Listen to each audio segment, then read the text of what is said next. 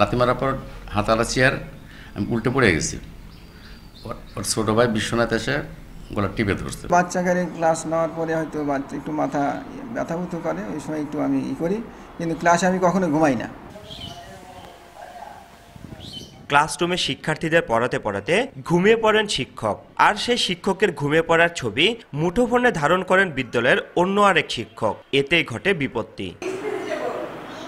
ঘুমানোর ছবি তোলায় ক্ষিপ্ত হয়ে সহকর্মী শিক্ষককে মারধর করে আহত করা হয়। ঘটনা তদন্তে উপজেলা শিক্ষা অফিস থেকে গঠন করা হয়েছে তদন্ত কমিটিও। এমনই এক ঘটনা ঘটেছে সিরাজগঞ্জের তারাস উপজেলার বিষমডাঙ্গা সরকারি প্রাথমিক বিদ্যালয়ে। ভুক্তভোগী শিক্ষক সুনীল কুমার মাহাতো অভিযোগ করে বলেন, ক্লাসরুমে শিক্ষক দেবেন্দ্র কুমার মাহাতোর ঘুমানোর একটি ছবি কে বা কারা উপজেলা সহকারী প্রাথমিক শিক্ষা কর্মকর্তার কাছে পাঠায়, আর ওই ছবি পাঠানোকে কেন্দ্র করে সন্দেহবশত 6 জুন বিদ্যালয়ের অফিস কক্ষে বেধড়ক মারধর করেন তার 2 সহকর্মী দেবেন্দ্র কুমার ও তার ভাই বিশ্বনাথ কুমার। নগদে 500 টাকা বা তার বেশি পেমেন্টে পেতে পারেন ঢাকায় জমিসহ 20 কোটি টাকার পুরস্কার। বিষয়টি নিয়ে উপজেলা প্রাথমিক শিক্ষা অফিসারের কাছে লিখিত অভিযোগও দিয়েছেন ভুক্তভোগী শিক্ষক। একই সঙ্গে থানায়ও অভিযোগ করেন সুনীল মাহাতো। সহকর্মীর দ্বারা মারধরের শিকার ও লাঞ্ছিত হয় সঠিক বিচারের দাবি জানান তিনি। গত 6 তারিখে 2:54 বাজে এই সময় ক্লাস বাদ দিয়ে সে ঘুমাইতেছে। তো আমার ক্লাস নিয়ে আমি বসে আছি, কয়েকবার ডাক দিলাম, ওঠে না। তারপরে ছবিটা উঠলাম, ছবি উঠে স্যারেক দিলাম, এই পর্যন্তই। তারপরে হেডমাস্টারকে নাকি ডেকে নিয়ে গেছে, ডেকে নিয়ে যায় মনিরুজ্জামান স্যার ডেকে নিয়ে যায়, বলছে এই কথা। আমাকে স্কুলে পরের দিনকে আর বলে নাই, আমাকে 7 তারিখে আর বলে নাই। তা আমি প্রথম ক্লাস আমার ছিল প্রথম শ্রেণী গণিত ক্লাস নিয়ে অফিসে আমি বসে আসছি, বসে মোবাইল দেখতেছি আমি। হঠাৎ করে এই পাশে ডান পাশ থেকে এসে লাথি মারছে। তবে মারধরের বিষয় অস্বীকার করে অভিযুক্ত 2 শিক্ষক বলেন, দীর্ঘদিন ধরে সুনীল কুমার ক্লাসে ও অফিস রুমে তাদের 2 ভাইয়ের ছবি ধারণ করে আসছিল।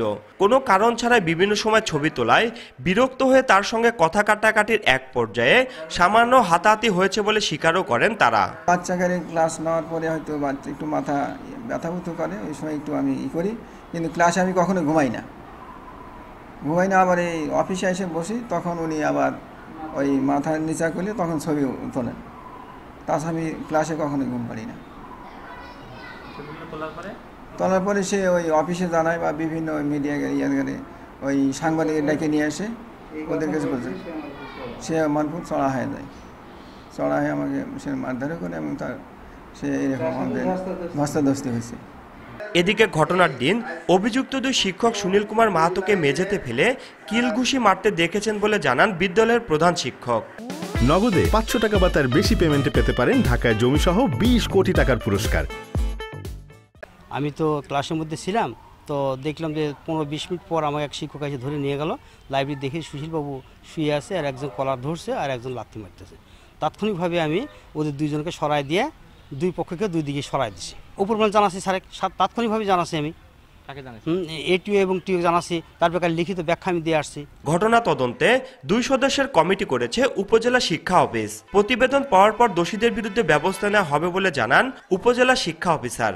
ভুক্তভোগী যে শিক্ষক সুশীল কুমার মাহাতো, সে কালকে লিখিত অভিযোগ দিয়েছে আপনার 4:30টার দিকে। আমি তখনই আমার 2 জন সহকর্মী সহকারী উপজেলা শিক্ষা অফিসার সমন্বয়ে একটা তদন্ত কমিটি গঠন করে দিয়েছি এবং তাদেরকে পরবর্তী 2 কর্মদিবসের মধ্যে তদন্ত করে প্রতিবেদন দাখিলের জন্য অনুরোধ করছি।